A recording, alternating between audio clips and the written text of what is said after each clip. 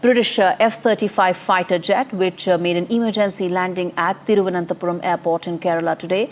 And the jet is part of UK's Prince of Wales aircraft carrier group, which is currently deployed in the Indo-Pacific and recently conducted joint drills with the Indian Navy. It had taken off from an aircraft carrier but wasn't able to land due to inclement weather. What really were the reasons? More importantly, the world's most sophisticated fighter jet, if it makes an emergency landing, what is it that one must read into it? Let's quickly now get in Shivarur, who connects the dots for us here. These things do happen in military aviation, which by its very nature is quite risky. This is not a grounding, this is an emergency landing, and it is something with a lot of precedent.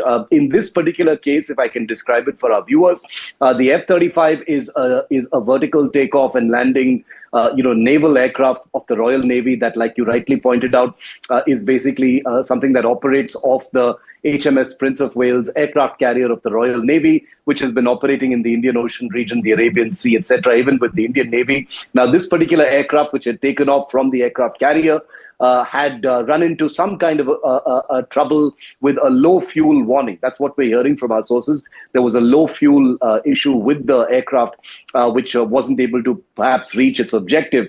And therefore, it needed to divert. And the nearest airport or airfield, which is always part of the flight path or the flight plan of the pilot whenever such a thing happens, was the Thiruvananthapuram airfield. So, which basically means that diverting to Trivandrum was closer than returning to the actual aircraft carrier, which was in the Arabian Sea. So what led to this, we don't know, because pilots usually are able to figure out what their fuel situation is, but there could be a variety of reasons. There could have been bad weather, as a result of which the pilot had to divert his flight earlier. But on the ground, I can tell you the Indian Air Force has issued a statement saying all assistance is being provided. The British High Commission, of course, is also involved. There are protocols and cooperation arrangements in place that allow logistical help, refueling, and that kind of thing. Like I said, the Indian Navy and the Royal Navy literally held an exercise with these very same aircraft and that same ship just a few days ago in the North Arabian Sea, as a matter of fact. And therefore, with what's happening in the region, Israel, Iran, and elsewhere, this particular carrier battle group has been operating in the Indian Ocean region. But this was an emergency. And like you pointed out, the F-35 has been in the headlines quite a bit.